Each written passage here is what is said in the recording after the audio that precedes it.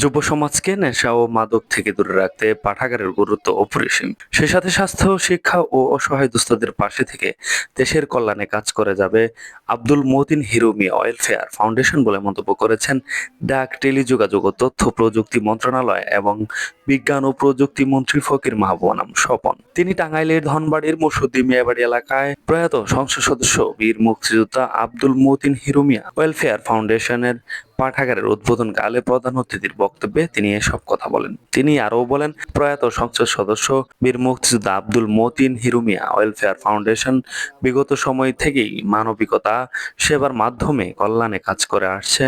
আগামী দিনেও যাতে তাদের এ ধারা অব্যাহত রাখতে পারে সেজন্য আমিও পাশে রয়েছি। অনুষ্ঠানে আরও বক্তব্য দেন এপিবিএন পুলিশ সিলেটের বিভাগীয় প্রধান এডিশনাল ডিআইজি ARM আলিফ সুমন, সিরাজগঞ্জের তাড়াশ উপজেলার নির্বাহী অফিসার নুসরাত জাহান, বিএনপির কেন্দ্রীয় নির্বাহী কমিটির সদস্য অ্যাডভোকেট শামসুজ্জামান সুরজ, ধনবাড়ী উপজেলা বিএনপির সভাপতি অধ্যক্ষ আজিজুর রহমান, মধুপুর উপজেলা বিএনপির সভাপতি জাকির হোসেন সরকার, ধনবাড়ী পৌর বিএনপির সভাপতি SMA সুবহান, সাধারণ সম্পাদক রফিকুল ইসলাম স্বপন, ধনবাড়ী উপজেলা যুবদলের আহ্বায়ক ফেরদৌস ফকির রতন ও সদস্য সচিব আলিয়াল শাফি রিমু সহ অন্যান্যরা।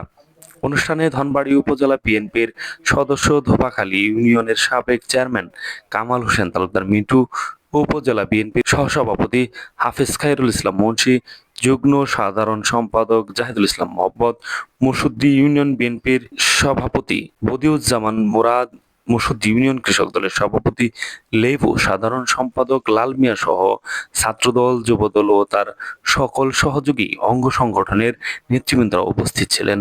তিনি এই প্রয়াত বীর মুক্তিযোদ্ধা পাঠাগার উদ্বোধন শেষে সাথে মন্ত্রী সৌজন্য সাক্ষাৎ করে তাদের খোঁজ খবর নেন।